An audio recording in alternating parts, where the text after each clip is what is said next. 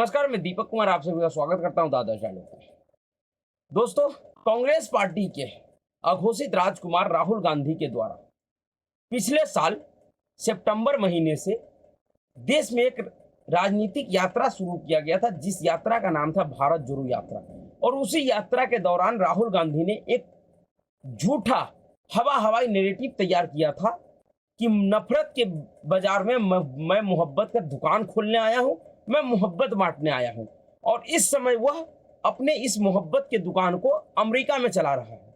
जी हां, और जिस निर्बाध रूप से पिछले 7-8 महीनों से झूठी नैरेटिव, जो झूठ के आधार पे खड़ा किया गया पूरा नैरेटिव था, उस नैरेटिव को बिना किसी रोक टोक के, बिना किसी इफ एंड बट को ये देश से लेके पूरी दुनिया में प्रचारित और प्रसारित करने का कोशिश कर रहा था, प्रयास कर रहा था। अब उसके ऊपर ब्रेक लगाने के लिए, उस नैरेटिव को झूठा साबित करने के लिए, ऐसे तो पूरा नैरेटिव झूठा है ही, लेकिन कहावत है कि अगर एक ही झूठ को बार बार बोला जाए, 100 बार बोला जाए, तो कहीं ना कहीं लोग भ्रम की स्थिति में हो जाते हैं और उस झूठ को भी बहुत हद तक सच मानने लगते हैं। और इसी तरह का हालात इस नैरेटिव के मामले में हुआ कि इस राहुल गांधी और कांग्रेस पार्टी के द्वारा बिना किसी तथ्य, बिना किसी तर्क के इस झूठे नैरेटिव को बहुत से लोग सच मानने लगे। शायद उसी झूठे नैरेटिव से पर्दा हटाने के लिए भारतीय जनता पार्टी और उनके 3 सांसदों ने जो कोशिश किया है, वह कोशिश बहुत ही गजब और लाजवाब है। ऐसा कोशिश इस देश के और भी जो राष्ट्रवादी राजनीतिक दल है, उनके नेताओं को भी करना चाहिए, क्योंकि इस देश में अगर जो सबसे पुरानी पार्टी अपने आप को कहता है और उसका नेता एक झूठी नैरेटिव, एक झूठा कहानी, एक हवाई बातों को अगर पूरे देश और दुनिया में प्रसारित कर रहा है, तो वह बहुत ही खतरनाक है। दुर्भाग्य है इस देश के लिए कि इस देश के सबसे पुरानी पार्टी के नेताओं के पास अब इस देश के लोगों को बताने के लिए कोई सच्ची, कोई तथ्य पे आधारित कोई घटना या कोई किस्सा कहानी नहीं है। इसलिए उनको झूठे नैरेटिव और झूठे किस्से कहानी का सहारा लेना पड़ रहा है। पर इस तथाकथित नफरत के बाजार में मोहब्बत के दुकान के खिलाफ जो ये भारतीय जनता पार्टी के 3 सांसद राज्यवर्धन सिंह राठौर, पूनम महाजन और प्रवेश वर्मा, इन तीनों नेताओं ने जिस तरह का काम किया है, दरअसल इन तीनों नेताओं ने राहुल गांधी को एक चिट्ठी लिखा है और इस चिट्ठी में वो तमाम तथ्य, वो तमाम तर्क दिया है। ये चिट्ठी इतने तथ्यात्मक और तर्क पे आधारित है, तथ्यों पे आधारित है कि अगर इस चिट्ठी को एक बार पढ़ ले तो आपको समझ में आ जाएगा कि कांग्रेस पार्टी के जो वर्तमान नेता है, उनके पूर्वज और तथाकथित गांधी नेहरू के कांग्रेस का इतिहास क्या रहा है और वर्तमान का जो उनका स्थिति है वो ऐसा क्यों है, क्या कारण है इस स्थिति का। दरअसल जिस व्यक्ति को आजादी के बाद का तथाकथित गांधी नेहरू के कांग्रेस का इतिहास जानना हो संक्षिप्त रूप में, तो वो इस 3 सांसदों के द्वारा लिखे गई चिट्ठी को जरूर पढ़े। यह चिट्ठी ऐसे राहुल गांधी के लिए लिखा गया है, लेकिन इस चिट्ठी को देश के सभी राष्ट्रवादी एवं उन सभी लोगों को पढ़ना चाहिए जिनको कांग्रेस पार्टी का इतिहास संक्षिप्त रूप में जानना हो, आजादी के बाद की कांग्रेस पार्टी का। या आजादी से पहले के भी कांग्रेस पार्टी के इतिहास को इतना गौरवपूर्ण नहीं है, लेकिन आजादी के बाद का जो कांग्रेस है, उनका इतिहास तो और ही पूरी तरह से झूठी और तर्कहीन आधारों पे खड़ी की गई। दरअसल इस चिट्ठी में बहुत सारे चीजों का जिक्र किया गया है। यह चिट्ठी इतना लंबा है कि इसको थोड़े देर के में पढ़ना संभव नहीं है, लेकिन फिर भी मैं कहूंगा कि इस चिट्ठी को सभी लोगों को जरूर पढ़ना चाहिए। इस चिट्ठी को पढ़ने के बाद आपको समझ में आएगा कि जिस तरह का झूठा नैरेटिव और झूठा प्रचार राहुल गांधी कर रहे हैं देश से लेकर विदेश की धरती तक, दरअसल उस कांग्रेस पार्टी का इतिहास कितना काला और कितना गंदा था। इस चिट्ठी में 4 चीजों का जिक्र किया गया है जो मुख्य है।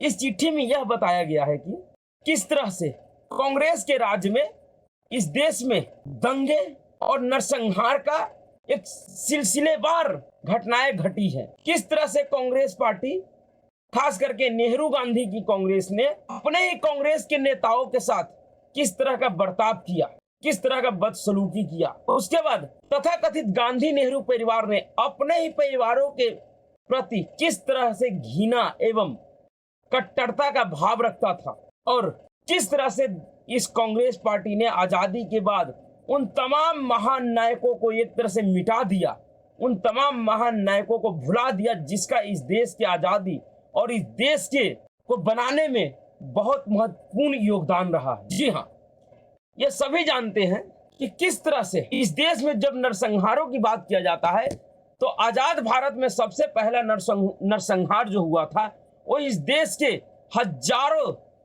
हजारों की संख्या में चित पावन ब्राह्मणों का हुआ था। और उस समय इस देश का प्रधानमंत्री पंडित जवाहरलाल नेहरू थे। उनके अगुवाई में, कांग्रेस पार्टी के नेताओं के अगुवाई में उस नरसंहार को अंजाम दिया गया था, जिसमें कई कांग्रेसी नेता और कार्यकर्ता गिरफ्तार भी हुए थे, लेकिन उनको सजा नहीं हुआ, क्योंकि इस तरह का पूरा माहौल उस समय खुद प्रधानमंत्री पंडित जवाहरलाल नेहरू ने बनाया था कि एक व्यक्ति के दोष के लिए, एक आरोपी के आरोप की वजह से उसके पूरे समाज का नरसंहार कर दिया गया। गुजरात से लेके, महाराष्ट्र से लेके और कर्नाटक के कुछ हिस्सों तक जितने भी चित पावन ब्राह्मण थे उन सबको मौत के घाट उतार दिया गया। रातों रात उन सबको तबाह और बर्बाद कर दिया गया। और उन सब का दोष सिर्फ इतना था कि उनके समाज से ताल्लुक रखने वाले नाथूराम गोडसे, जो कि चित पावन ब्राह्मण थे, चित पावन ब्राह्मण समाज से आते थे, उन्होंने उस समय के राष्ट्रपिता, पहले तो अभी भी तथाकथित देश के राष्ट्रपिता महात्मा गांधी का हत्या किया था। हत्या चाहे किसी का भी हो, जायज नहीं होता है, लेकिन उस व्यक्ति ने महात्मा गांधी की हत्या करने के बाद कोई भागा नहीं था। उन्होंने अपने गुनाह को कबूल किया और उस गुनाह के लिए, उस अपराध के लिए उसको उस समय के सबसे कठोर सजा फांसी की सजा हुई थी। उन्होंने उस सजा को स्वीकार किया था। लेकिन एक व्यक्ति के अपराध का सजा पूरे समाज को देना, इसकी शुरुआत इसी राहुल गांधी के परनाना ने किया था इस देश में। उसके बाद उसी के नक्शे कदम पे चलते हुए इंदिरा गांधी जी ने 7 नवंबर 1966 को, जब इस देश के हजारों साधु संतों ने इस देश की सरकार से गौ हत्या पे प्रतिबंध लगाने के लिए सिर्फ एक कानून का मांग कर रहा था, जिसके खिलाफ उन लोगों ने देश के संसद भवन के सामने प्रदर्शन कर रहा था। और उस समय उस प्रदर्शनकारियों पे उस समय वर्तमान प्रधानमंत्री इंदिरा गांधी ने बिना गृह मंत्री को सूचना दिए उन तमाम प्रदर्शनकारियों के ऊपर इसी देश के फोर्स के द्वारा फायरिंग करवाया था, गोलियां चलवाई थी, जिस फायरिंग में, गोलीबारी में उस आंदोलन में शामिल सनातन धर्म के बहुत बड़े संत कल्पपात्री जी महाराज का भी हत्या हुआ था। और उनके हत्या के साथ साथ हजारों संतों को मौत के घाट उतार दिया गया था। इसका जिक्र इस देश के एक वरिष्ठ पत्रकार है पुष्पेंद्र कुलश्रेष्ठ जी, उन्होंने उस समय, जिस समय घटना घटा था, उस समय एक पत्रकार थे, उनका नाम मुझे याद नहीं है, उन पत्रकार का वो इंटरव्यू ले रहे हैं, उनका इंटरव्यू यूट्यूब पे है, आप देख सकते हैं। उस घटना का वो जिक्र करते हुए बता रहे हैं कि किस तरह से इंदिरा गांधी ने उन हजारों संतों के ऊपर गोली चलवाई थी, जिस घटना में हजारों संतों का हत्या हुआ था और उन संतों के शवों को भी इस देश के सुदूर इलाकों में फेंकवाया गया था, जिससे इस देश के लोगों को पता न चल सके। तो यह इतिहास है नरसंहार के मामले में कांग्रेस पार्टी और राहुल गांधी के अपने ही खानदान के लोगों का, तो उनका जब शासन सत्ता था इस देश में तो उन्होंने क्या किया। उसके बाद राहुल गांधी के पिता, जिनका बेटा आज मोहब्बत की दुकान चला रहे हैं, उनके पिता 1984 में इंदिरा गांधी के हत्या होने के बाद जिन हत्यारों ने उनका हत्या किया, उनके कम्युनिटी के लोगों के, उनके समाज के लोगों को उन 2 हत्यारों के जिम्मेदार मानकर हजारों लोगों का नरसंहार किया गया था। देश की राजधानी दिल्ली में नरसंहार किया गया था।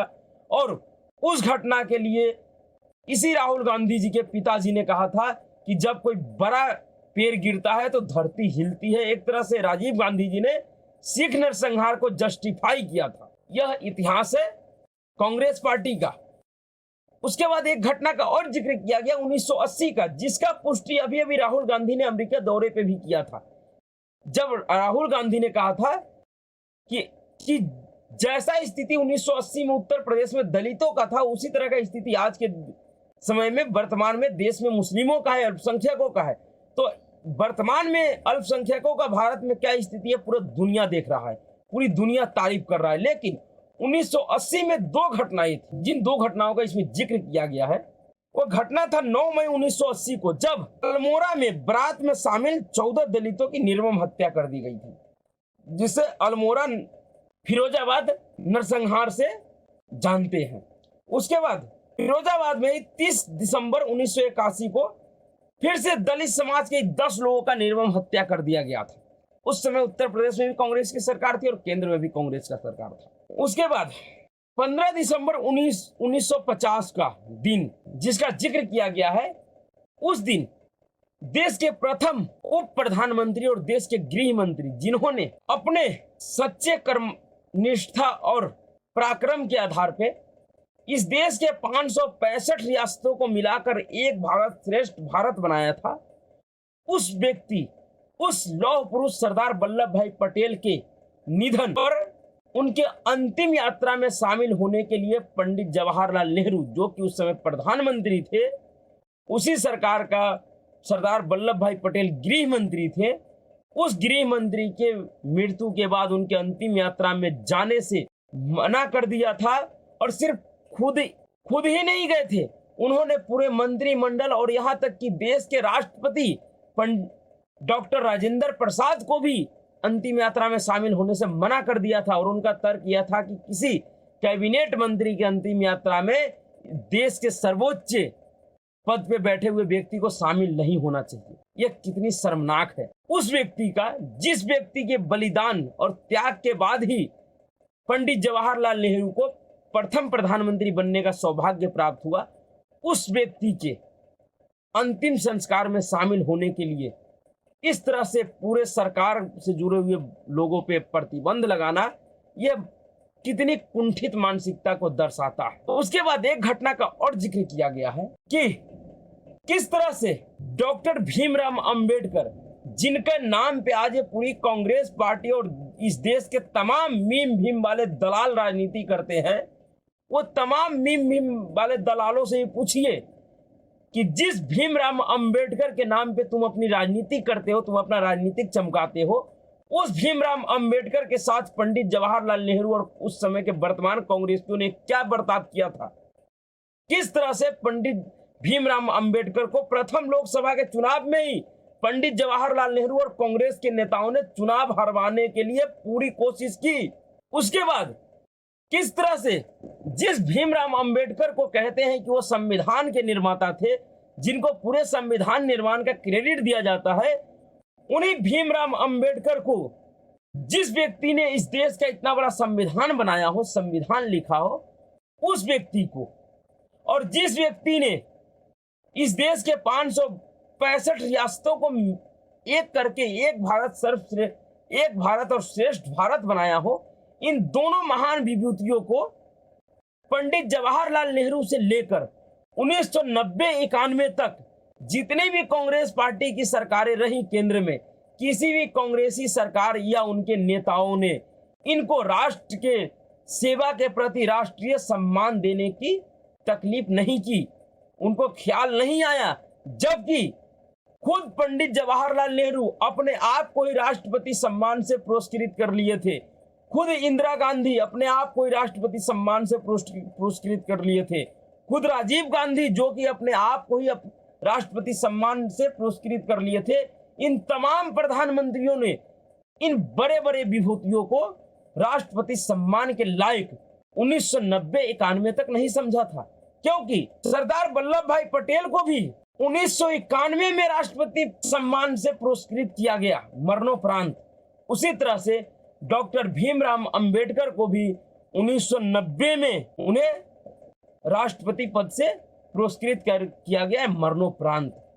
इस तरह का सम्मान था इन कांग्रेसी नेताओं का, देश के महान स्वतंत्रता सेनानी और देश के आजादी में देश के शासन प्रणाली को चलाने में अहम योगदान देने वाले। क्योंकि इन सबसे सिर्फ इस बात का चिढ़ था कि कहीं ना कहीं ये सभी लोग पंडित जवाहरलाल नेहरू से बहुत ज्यादा योग्य व्यक्ति थे, और इसी बात का जलन और पीड़ा पंडित जवाहरलाल नेहरू से लेकर तमाम कांग्रेसी और नेहरू परिवारों के अंदर रहा। उसके बाद एक घटना का जिक्र और किया गया है कि ये जो लोग जो अभी कहते हैं नहीं कि ये प्रधानमंत्री नरेंद्र मोदी हिटलर हैं, तानाशाह हैं, दरअसल पंडित जवाहरलाल नेहरू का एक और किस्सा और कहानी जो कि पूरी तरह से तथ्यात्मक है, इस चिट्ठी में बताया गया है कि किस तरह से पंडित जवाहरलाल नेहरू का आलोचना करने मात्र से ही इस देश के मशहूर संगीतकार और गीतकार मजरू सुल्तानपुरी को 2 सालों के लिए जेल में रहना पड़ा था। जी हाँ, और उन्होंने क्या कहा था?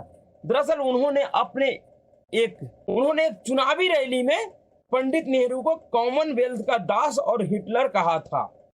जी हाँ, दरअसल उन्होंने कहा था कि अमन का झंडा इस धरती पे किसने कहा लहराने न पाए, ये भी कोई हिटलर का चेला है, मार ले साथी जाने न पाए, कॉमनवेल्थ का दास है नेहरू, मार ले साथी जाने न पाए। इन 4-5 चंद लाइनों के वजह से इस मशहूर गीतकार और संगीतकार मजरू सुल्तानपुरी को साल भर के लिए जेल की सजा काटनी पड़ी थी। और इनके वंशज आज कह रहे हैं कि नरेंद्र मोदी तनाशाह हो गए हैं, हिटलर हो गए हैं, देश में लोकतंत्र खत्म कर दिया है। उसके बाद इसमें एक और घटना का जिक्र किया गया है कि किस तरह से कांग्रेस पार्टी के पूर्व अध्यक्ष और इस देश के प्रधानमंत्री पीवी नरसिम्हा राव के साथ 2004 में सोनिया गांधी और कांग्रेसी नेताओं ने किस तरह से उनको सम्मानित किया था।